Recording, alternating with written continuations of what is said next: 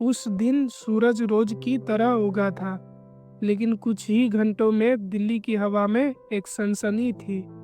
वो सुबह देश के लिए एक आम दिन हो सकती थी, लेकिन वो एक ऐसी सुबह बन गई जिसे आज तक भारत भुला नहीं पाया है। 31 अक्टूबर 1984 भारत की धरती पर इतिहास लिखा गया, वो भी खून से। उस दिन देश की सबसे ताकतवर महिला, जिसकी आवाज़ संसद में भी गूंजती थी और दुश्मनों के बीच भी डर पैदा करती थी, वो चुप हो गई।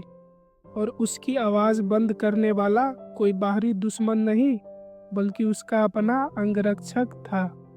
ये सिर्फ एक राजनीतिक हत्या नहीं थी, ये थी एक ज्वालामुखी का फटना, जिसकी गर्मी ने पूरे देश को जला डाला। इंदिरा गांधी सिर्फ एक नाम नहीं, बल्कि भारत के राजनीतिक इतिहास की सबसे शक्तिशाली और कंट्रोवर्शियल इंसानों में से एक।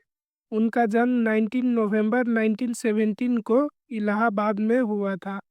इंदिरा बचपन से ही राजनीतिक वातावरण में पली बढ़ी थी। उनके पिता पंडित जवाहरलाल नेहरू देश के पहले प्रधानमंत्री बने। इंदिरा गांधी के अंदर वो आग, लीडरशिप की क्षमता बचपन से ही देखी गई।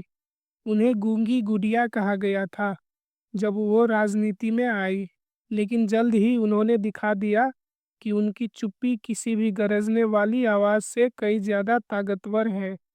1966 में वो पहली बार प्रधानमंत्री बनी, और फिर आया 1975, जब उन्होंने देश में आपातकाल यानी इमरजेंसी लागू किया। भाइयों और बहनों, राष्ट्रपति जी ने आपातकाल की घोषणा की है। अखबारों पर सेंसरशिप, विपक्षी नेताओं की गिरफ्तारी भी की गई और जनता की आवाज़ दबा दी गई। लेकिन उनके समर्थक कहते हैं कि उन्होंने जो किया देश की स्थिरता के लिए किया। लेकिन इंदिरा का असली टकराव 1980 के दशक में शुरू हुआ, पंजाब की सियासत से। 1980 के दशक में पंजाब एक उबाल की अवस्था में था। खालिस्तान नामक एक अलग सिख राष्ट्र की मांग तेजी से जा रही थी, और इस आंदोलन का चेहरा बना संत जरनैल सिंह भिंडरवाले। भिंडरवाले ने गुरु ग्रंथ साहिब की शिक्षाओं की बात की, लेकिन साथ ही राजनीति और हथियार बंद विरोध की राह पर निकल पड़ा। उसके समर्थकों ने गोल्डन टेम्पल में मोर्चा जमा किया, जिसमें हथियार, बारूद और मशीन गन तक मौजूद थी। सरकार के लिए यह एक सीधा चुनौती बन गया था, और इंदिरा गांधी ने एक ऐतिहासिक फैसला लिया, सेना को गोल्डन टेम्पल भेजने का। 3 से 8 जून 1984 तक ऑपरेशन ब्लू स्टार चला। सेना टैंकों और आर्टिलरी के साथ गोल्डन टेम्पल में घुसी। भिंडरवाले और उसके सैकड़ों समर्थक मारे गए, लेकिन इस हमले में निर्दोष तीर्थयात्री, महिलाएं और बच्चे भी मारे गए। गोल्डन टेम्पल में गोलियों की आवाज़ गूंजी, खून बहा और मंदिर को भारी नुकसान पहुंचा। पूरी सिख कम्युनिटी इसे एक अपमान मान बैठी। ऑपरेशन ब्लू स्टार के बाद इंदिरा गांधी को सिख कम्युनिटी के गुस्से का सामना करना पड़ा। उन्हें उनकी हत्या की धमकियां मिलने लगी। इंटेलिजेंस ब्यूरो ने उन्हें बार बार चेतावनी दी कि वो अपने सुरक्षा स्टाफ से सिख गार्ड्स को हटा दे, लेकिन इंदिरा गांधी ने यह आदेश मानने से इनकार कर दिया।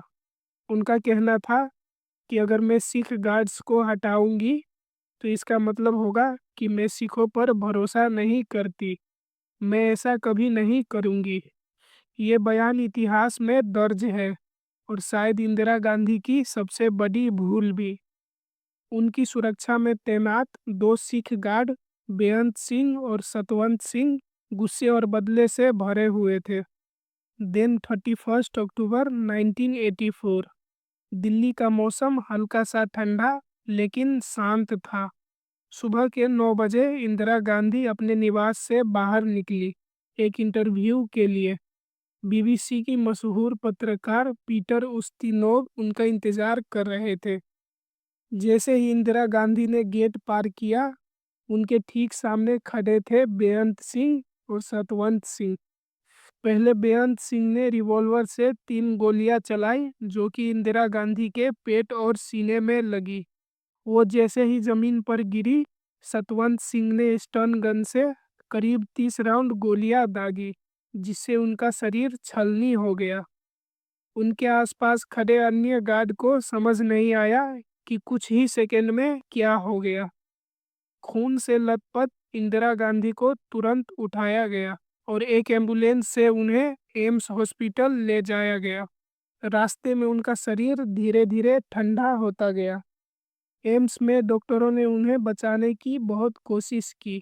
88 गोल्डन मिनट्स में उन्हें 80 बोतल खून चढ़ाया गया, लेकिन दोपहर 2:23 को डॉक्टर के.एम. सेहगल और उनकी टीम ने उन्हें मृत घोषित कर दिया। ये खबर आग के जैसे फैलने लगी।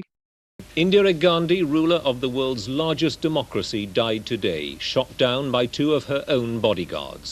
रेडियो, टीवी और अखबारों पर एक ही न्यूज़ आ रहा था, प्रधानमंत्री इंदिरा गांधी की हत्या। पूरा देश शोक में डूब गया, लेकिन इस शोक ने जल्द ही एक उग्र और हिंसक रूप ले लिया। 1984 के सिख विरोधी दंगे। दिल्ली में सिखों के घरों में आग लगा दी गई, दाढ़ी वालों को जलाया गया, गुरुद्वारों को ध्वस्त कर दिया गया। हजारों सिख मारे गए, औरतों के साथ दुर्व्यवहार हुआ, ट्रेनों से सिखों को उतार उतार कर मारा गया। सरकार और पुलिस दोनों चुप थी। बेअंत सिंह को घटनास्थल पर ही सीआरपीएफ के जवानों ने गोली मार दी, मगर सतवंत सिंह को जिंदा पकड़ लिया गया। उसे 5 साल तक जेल में रखा गया और 1989 में केहर सिंह नामक एक और मास्टरमाइंड के साथ उसे फांसी दे दी गई। दिल्ली की तिहाड़ जेल में 6 जनवरी 1989 को सतवंत सिंह और केहर सिंह को फांसी दे दी गई, पर समय के साथ कुछ कट्टरपंथी गुटों ने उन्हें शहीद घोषित करना शुरू कर दिया। पंजाब के कुछ हिस्सों में आज भी उनके मंदिर मौजूद है। इंदिरा गांधी की मौत सिर्फ एक व्यक्ति की मौत नहीं थी, वो भारत की राजनीति का एक युग था जो खत्म हुआ।